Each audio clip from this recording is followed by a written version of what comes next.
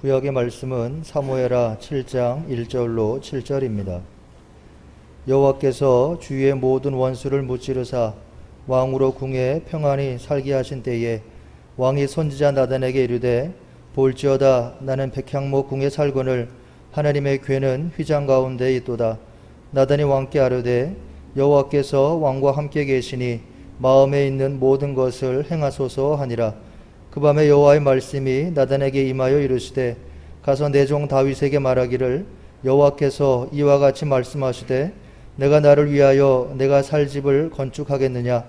내가 이스라엘 자손을 애굽에서 인도하여 내던 날부터 오늘까지 집에 살지 아니하고 장막과 성막 안에서 다녔나니 이스라엘 자손과 더불어 다니는 모든 곳에서 내가 내 백성 이스라엘을 먹이라고 명령한 이스라엘 어느 지파들 가운데 하나에게 내가 말하기를 너희가 어찌하여 나를 위하여 백향목집을 건축하지 아니하겠냐고 말하였느냐.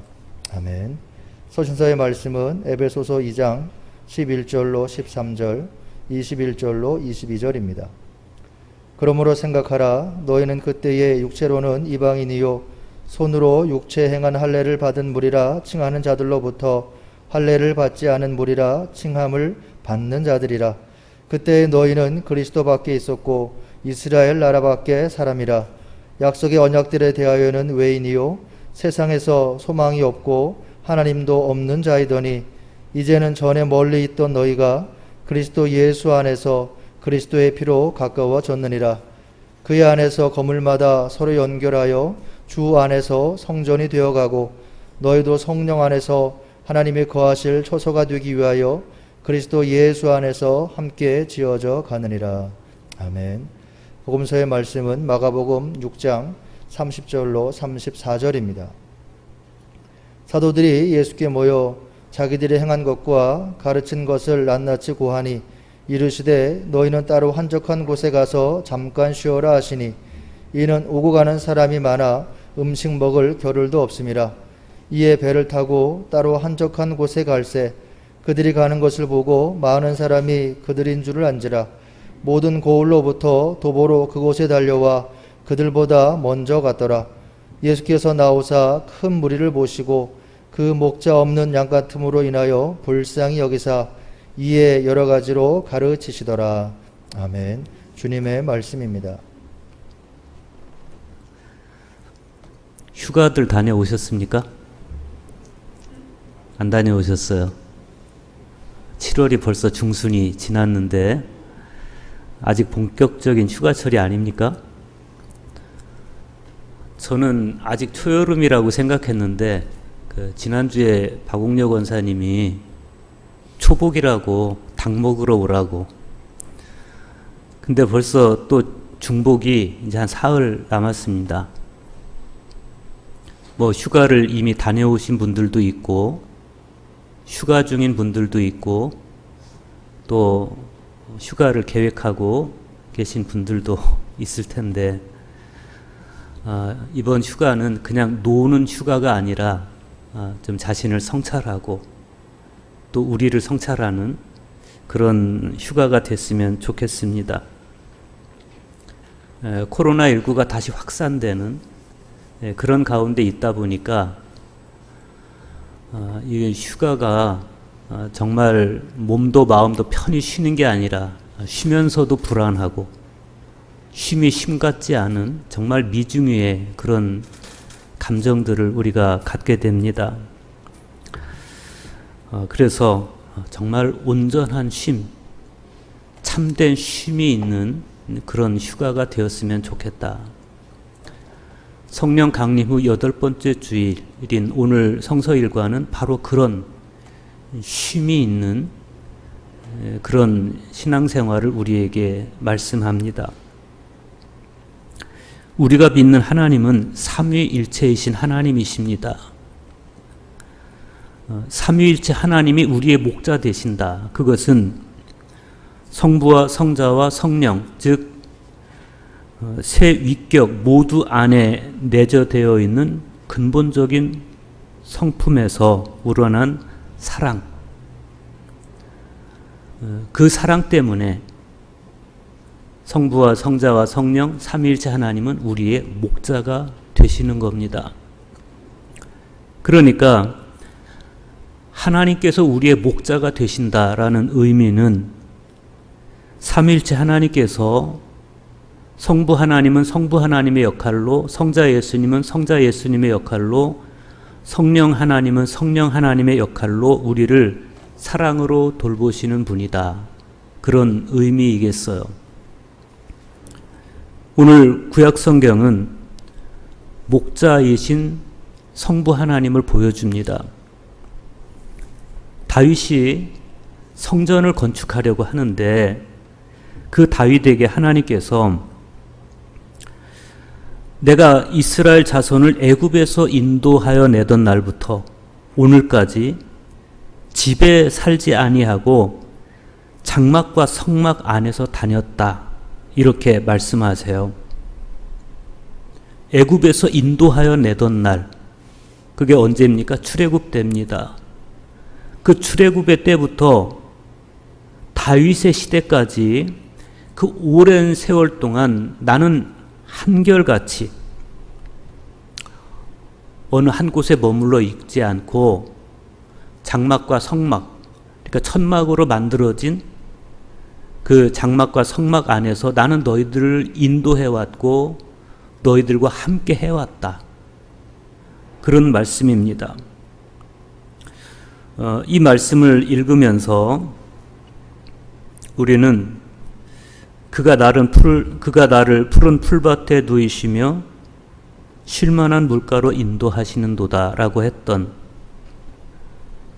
내 영혼을 소생시키시고 자기 이름을 위하여 의의 길로 인도하시는도다 라고 했던,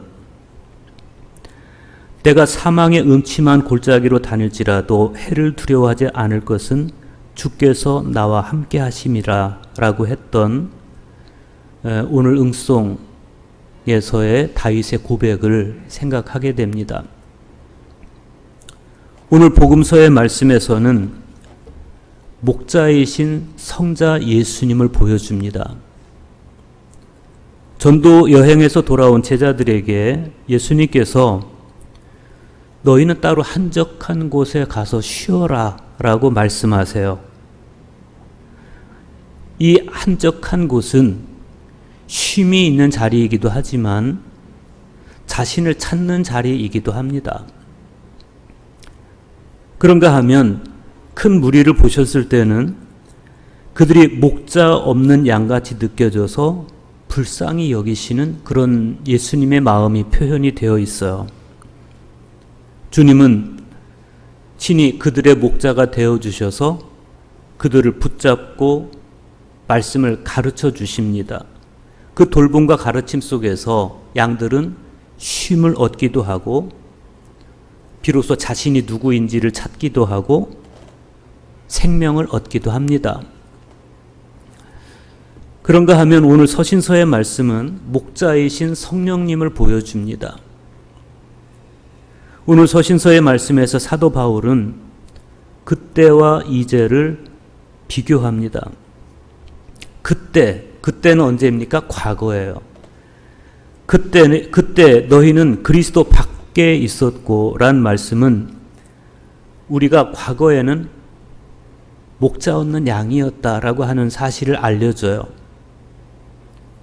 그때 우리는 육체적으로는 이방인이었고 그리스도 밖에 있는 자들이었고 하나님의 약속과 상관이 없는 무리였고 세상에서 소망도 없고 하나님도 없는 그런 자들이었습니다. 그런데 반전이 있어요.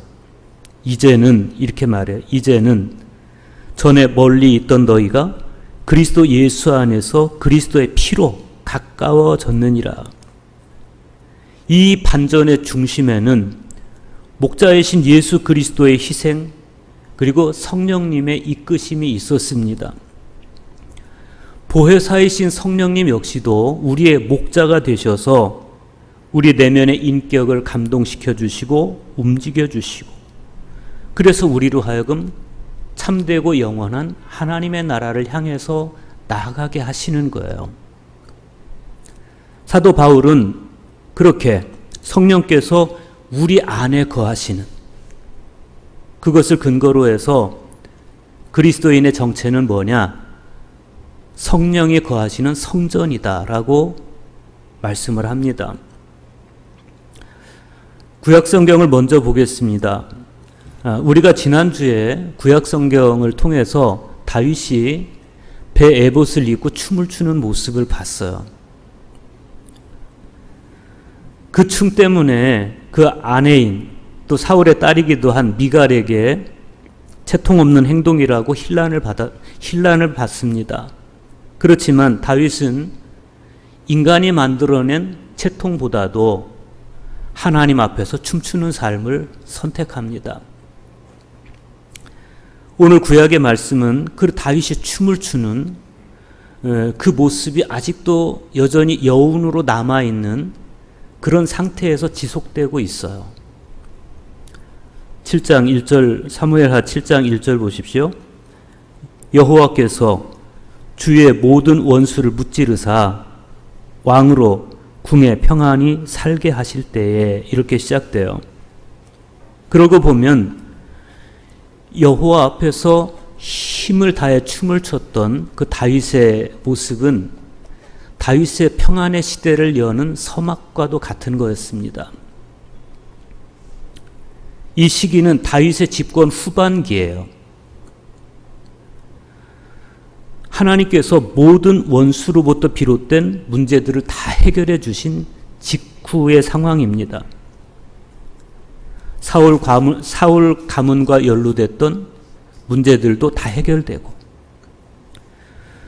여부스 족속으로부터 시온 산성을 빼앗아서 그 성의 이름을 다윗성이라고 이름 짓기도 하고, 블레셋과의 전쟁에서 승리를 거둔 그 후에 다윗이 명실공히 정치적으로나 군사적으로나 신앙적으로나 평안이 무르익던 그런 시기를 뜻하는 겁니다. 편안해지니까 다윗이 나단 선지자를 불러요. 그래서 이렇게 말합니다. 볼지어다 나는 백향목 궁에 살거늘 하나님의 궤는 휘장 가운데 있도다. 지난주 말씀드린 것처럼 두로왕 히람이 목수와 석수들을 보내서 다윗을 위해서 왕궁을 지어줍니다. 백향목으로. 그래서 다윗이 왕궁에, 백향목으로 된 왕궁에 살아요. 자신은 그렇게 화려하고 안락한 왕궁에 살고 보니까 하나님의 궤가 아직 여전히 천막 안에 있는 것이 다윗의 마음에 불편했습니다. 그래서 성전을 건축해야 되겠다. 하나님을 잘 모실 수 있는 멋있는 성전을 건축해야 되겠다. 이게 다윗의 생각이었어. 여러분, 이 다윗의 생각이 좋은 것 같습니까? 아닌 것 같습니까? 좀 좋게 느껴지기도 하죠. 다윗의 그 마음을 읽어서인지 나단 선지자도 그렇게 말합니다. 여호와께서 왕과 함께 계시니 마음에 있는 것을 행하소서. 나단의 이 말이 우리가 잘 생각해 봐야 돼요. 이 말이 정말 하나님의 계시를 받아서 한 말인지 아니면 그냥 자기 생각인지. 그런데 그 이후로 전개되는 하나님의 반응을 보면 나단 선지자가 마치 자기 생각을 하나님의 뜻인 양 즉흥적으로 말한 것이라는 의심을 할 수밖에 없어요. 당시 사무엘 상하를 집필한 신명기 사가가 인간의 생각과 하나님의 생각을 분별하고 인간적 생각을 전하는 자를 거짓 선지자로,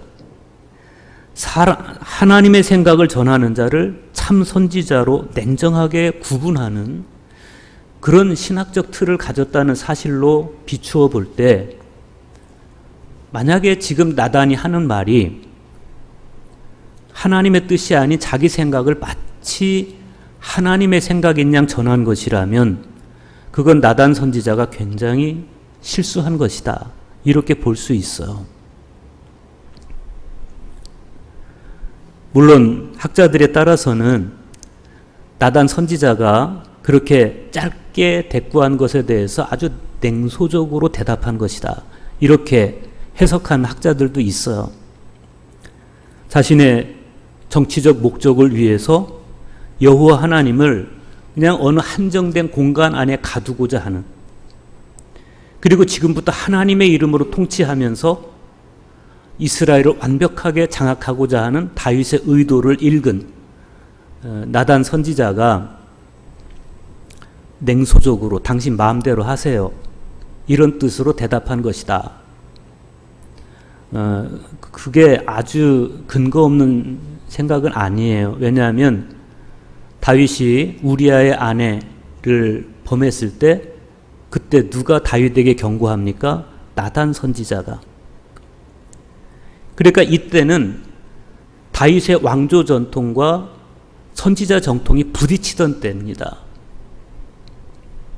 그런 갈등과 긴장감이 있던 그 당시 분위기로 봤을 때 후자였을 가능성이 많아요. 냉소적으로 하나님이 함께 계시니 당신 마음대로 하십시오. 그런데 정말 이어지는 말씀들을 보면 하나님께서 다윗의 성전 건축을 달가워하시질 않아요. 하나님께서 다윗 선지자를 불러서 이렇게 말씀하세요. 가서 내 종 다윗에게 말하기를 여호와께서 이와 같이 말씀하시되 네가 나를 위하여 내가 살 집을 건축하겠느냐. 공동번역 성경에 보면 이렇게 번역해 놨습니다. 내가 살 집을 네가 짓겠다는 거냐. 이 질문은 다윗의 성전 건축 의사를 반대하시는 일종의 수사학적 표현입니다. 실제로 역대상 17장 4절에 보면 너는 내가 거할 집을 건축하지 말라, 이렇게 단도직입적으로 말씀하세요. 하나님께서 다윗의 성전 건축을 반대하시는 이유가 뭐겠습니까? 집을 지어 드리겠다는데 여기에는요 다윗의 오해가 있어요. 하나님을 성전 안에 계시는 분, 성전에서 제사를 받아주시는 분, 이렇게 생각하는 거예요. 우리도 그렇게 생각할 때가 있어요. 밖에 나가서는 함부로 살고 성전 안에 들어오면 뭔가 옷깃을 여미고 여기에는 하나님은 여기만 계시는 분, 나가면 내 맘대로 사는 곳, 이렇게 생각하는 경우도 있어요. 그래서 하나님께서 이어지는 말씀을 보면 다윗의 그 오해를 바로잡아 주십니다. 6절과 7절 보십시오. 내가 이스라엘 자손을 애굽에서 인도하여 내던 날부터 오늘까지 집에 살지 아니하고 장막과 성막 안에서 다녔나니 이스라엘 자손과 더불어 다니는 모든 곳에서 내가 내 백성 이스라엘을 먹이라고 명령한 이스라엘 어느 지파들 가운데 하나에게 내가 말하기를 너희가 어찌하여 나를 위하여 백향목집을 건축하지 아니하였느냐고 말하였느냐. 언제 내가 너희들에게 좋은 집 지어달라고 말한 적이 있느냐. 나는 너희들과 항상 함께 다니는 하나님인데, 이런 뜻이에요. 하나님께서는 이스라엘이 430년 동안이나 종살이하던 애굽에서 그들을 건져내신 이야기를 꺼내세요. 그때부터 오늘날까지 하나님께서는 그냥 고정된 성전, 고정된 집에 머물러 계시지 않고 이동용 천막 속에서 나는 너희들을 인도해왔다, 나는 너희들과 함께 걸어왔다, 이런 말씀입니다. 그래서 인간이 성전을 짓고 하나님의 거처를 제한하는 것은 그건 하나님의 뜻을 거스르는 거예요. 하나님을 오해한 행동입니다. 하나님은 이방의 신들처럼 인간이 지은 화려한 성전 안에 안주하시면서 제사나 받으시는 그런 하나님이 아니라 이스라엘의 목자로서 이스라엘의 안전을 위해서 모든 역사의 현장 속에서 그들을 때로는 푸른 풀밭으로, 때로는 쉴만한 물가로 이끌어 다니시고 행여 그들이 사망의 음침한 골짜기를 다닐 때 그들을 보호하시는 하나님이시다. 그런 거예요. 다윗이 하나님의 이 마음을 알아야 됐던 겁니다. 그래서 성전 건축을 향한 자신의 계획이 자칫 하나님을 가두어 버리는 그런 결과로 초래되지 않을까 성찰할 필요가 있었던 거예요. 결국 다윗은 성전 건축을 포기합니다. 훗날 다윗이 뭐라고 고백합니까? 하나님은 성전 안에만 계시는 하나님이 아니라 우리를 인도하시고 이끌고 다니시는 하나님이시라는 사실을 알고, 그리고 하나님의 돌보심, 하나님의 인도하심을 경험한 다윗이 여호와는 나의 목자시니 내게 부족함이 없으리로다. 그가 나를 푸른 풀밭에 누이시고 쉴 만한 물가로 인도하시는도다. 내 영혼을 소생시키시고 자기 이름을 위하여 의의 길로 인도하시는도다. 내가 사망의 음침한 골짜기로 다닐지라도 해를 두려워하지 않을 것은 주께서 나와 함께 하심이라. 주의 지팡이와 막대기가 나를 안위하시나이다 라고 고백을 할 수가 있었던 겁니다. 이 시에서 다윗이 강조하는 게 뭐예요? 인도하시는도다. 나와 함께 하심이라. 나를 안위하시나이다. 안위하신다. 이 표현은 보호해 주신다. 그런 뜻입니다. 그런데 돌이켜보니까 정말 그랬습니다. 목자이신 여호와께서 인도하시고 함께 하시고 보호하시니 자신이 점점 강성해졌고 평안할 수가 있었습니다. 목자이신 여호와께서 구약의 주위의 모든 원수들을 무찔러 주심으로써 자신은 백향목으로 된 왕궁에 편안하게 살 수가 있었습니다. 만약에 하나님이 자기 착각처럼 자기 오해처럼 성전 안에만 계시는 하나님이었더라면 자신은 이런 평안을 누릴 수가 없었던 겁니다. 다윗의 강성해짐과 평안해짐은 모두가 제도로서의 성전 체제가 아니라 목자이신 하나님께서 자신을 인도해 오신 결과였습니다. 오늘 구약 성경이 목자이신 성부 하나님의 모습을 보여준다면 복음서의 말씀은 목자이신 성자 예수님의 모습을 보여줘요. 마가복음 6장 30절 31절 보십시오. 사도들이 예수께 모여 자기들이 행한 것과 가르친 것을 낱낱이 고하니 이르시되 너희는 따로 한적한 곳에 가서 잠깐 쉬어라 하시니 이는 오고 가는 사람이 많음이라 음식 먹을 겨를도 없음이라 그랬어요. 지금 이 상황은 앞에 있는 12절과 13절 말씀에서 이어지는 상황인데 파송받은 제자들이 전도의 현장에서 귀신을 쫓아내고 회개하라고 말씀을 전하기도 하고 병자들을 고쳐주기도, 이게 제자들이 너무 즐거웠습니다. 자기들이 기도하면 병자가 낫고 귀신이 쫓겨나고 회개하라 그러면 사람들이 회개하고 너무 신났어요. 그래서 흥분해서 예수님께 그 사실에 대해서 이야기를 하는 거예요. 비록 음식조차 먹을 여력 없는 그런 고단한 사역이었지만 가르치는 이들의 노고 그리고 배우는 이들의 열성이 빚어낸 행복이 지금 제자들 안에 너무 충만한 거예요. 그래서 흥분해서 지금 예수님 앞에 와서 마치 무용담을 늘어놓듯이 막 이야기를 합니다. 그런데 제자들의 그 이야기를 들은 예수님께서 하시는 말씀이 너희는 따로 한적한 곳에 가서 잠깐 쉬어라 이렇게 말씀을 하세요. 그 한적한 곳이 어디인지는 확실히 알기 어렵습니다. 다른 복음사가들도 그곳에 대해서 확실하게 말하고 있지 않아요.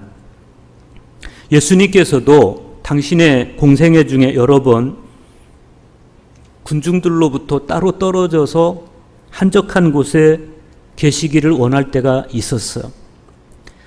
그런데 그때마다 사람들이 예수님을 찾아다니고 몰려다니고 그래서 한 번도 제대로 쉬어본 적이 없어요.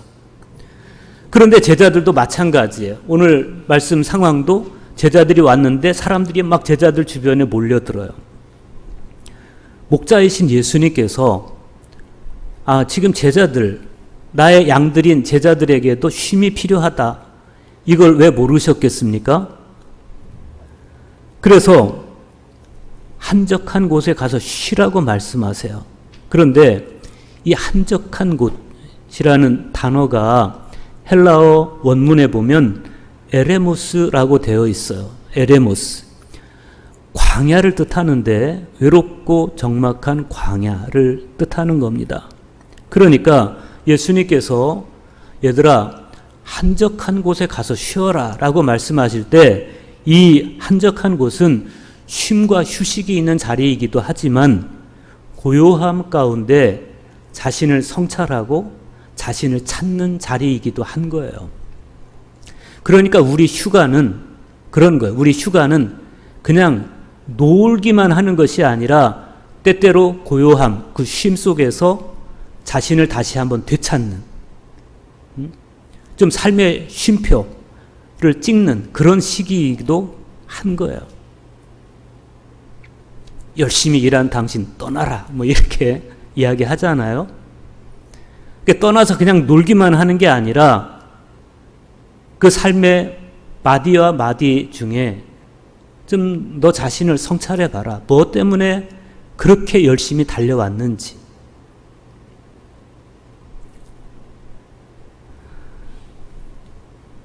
여러분, 오늘 우리에게도 진정한 쉼이란 뭔가에 대한 성찰이 필요합니다.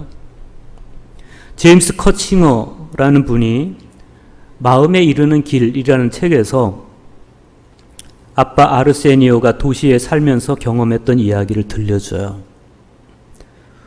구원의 길을 보여달라고 아르세니오가 기도하는데 그때 하늘로부터 소리가 들려옵니다. 아르세니오야, 고독하여라, 침묵하여라, 그리고 쉬어라. 이것이 죄 없는 삶의 뿌리이니라.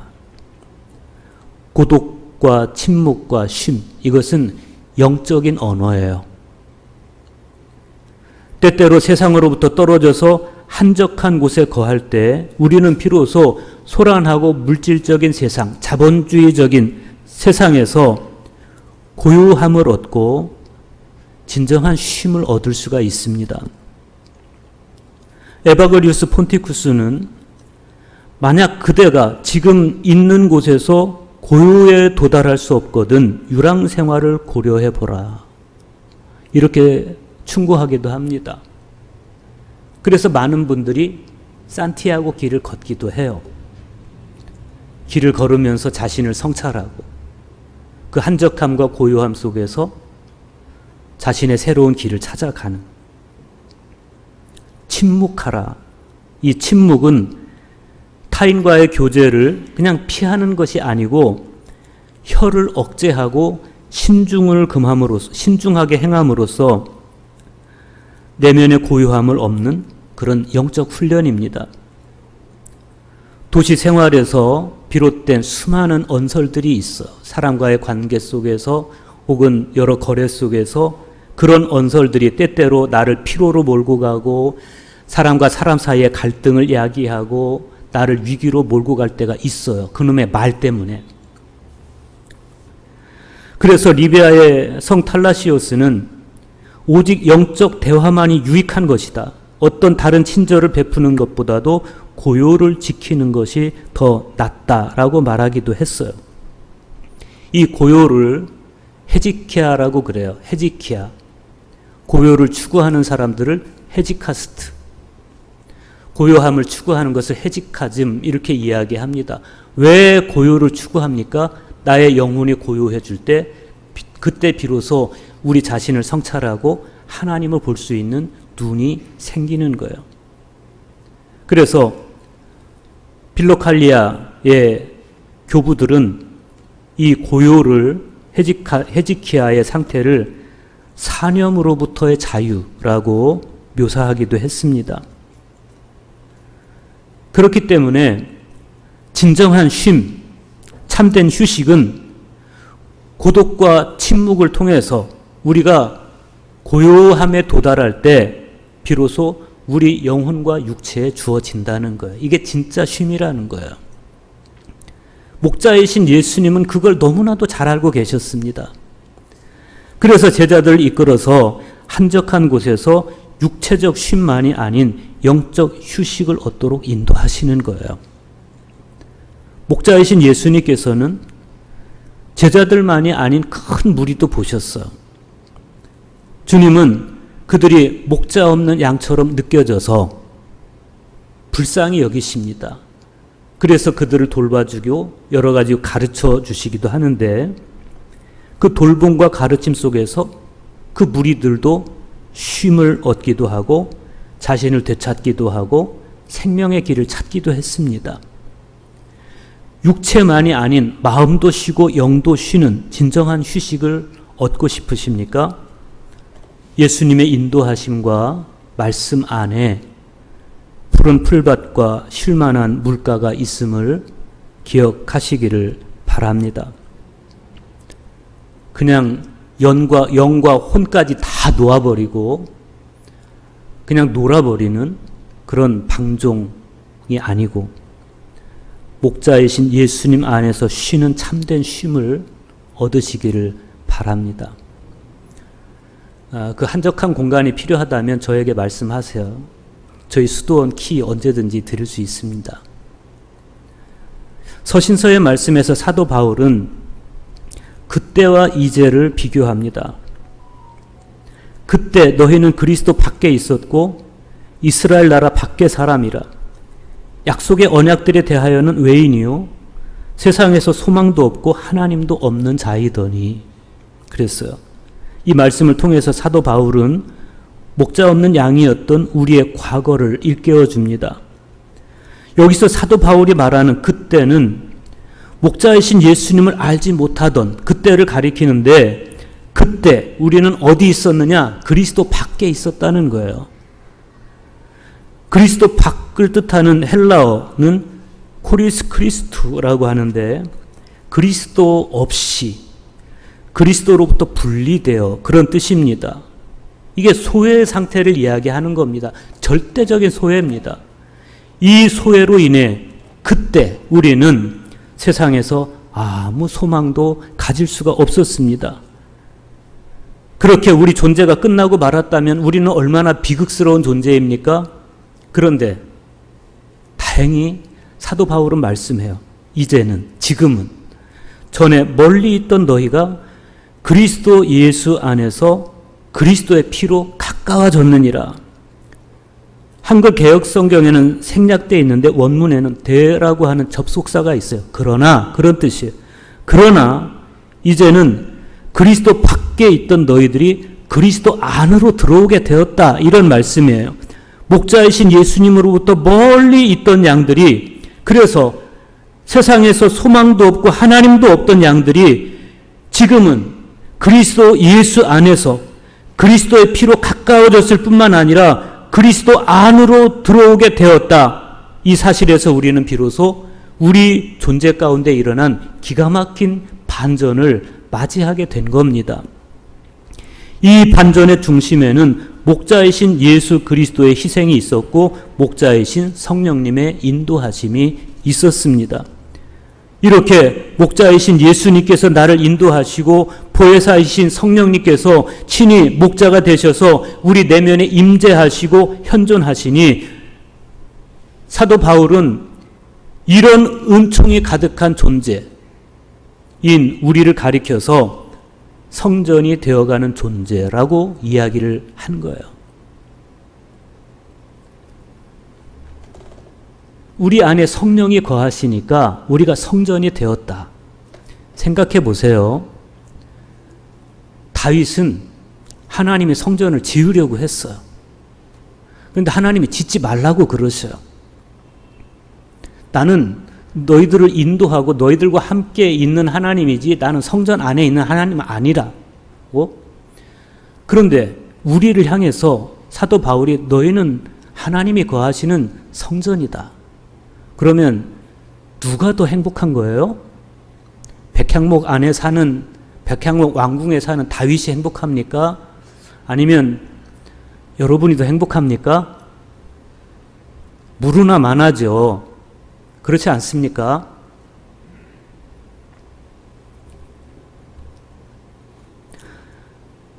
선한 목자이신 예수님 안에 있는 존재, 성령님의 현존이 내 내면을 가득 채우고 있는, 그래서 내가 성전이 된 존재.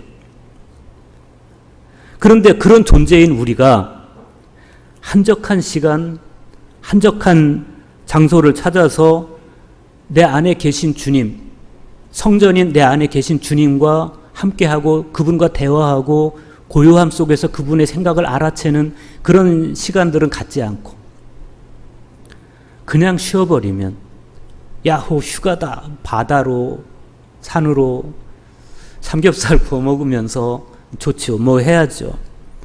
그런데 그렇게 놀아버리고 마는 거예요. 그러니까 휴가가 휴가 같지 않은 거예요. 사실은 휴가 가서도 짜증나고 피곤하고 이러다 코로나 걸리는 거 아니야? 자꾸만 불안하기도 하고, 휴가 다녀와서도 하나도 피로가 풀어진 것 같지도 않고 그런 거예요. 성 어거스틴이 그런 말씀을 했습니다. 그리스도 안에서 쉬기까지 나에게는 참 쉼이란 없었습니다. 그렇다면 이제부터 우리 휴가가 좀 달라져야 되겠습니다. 이제부터는 성부 하나님의 인도하심 안에서, 나의 목자이신 성자 예수님의 인도하심 안에서, 내 안에 계시는 성령님의 돌보심 안에서 쉬는 진정한 쉼, 그 쉼이 이 여름에 여러분과 함께 하시기를 주님의 이름으로 축원합니다.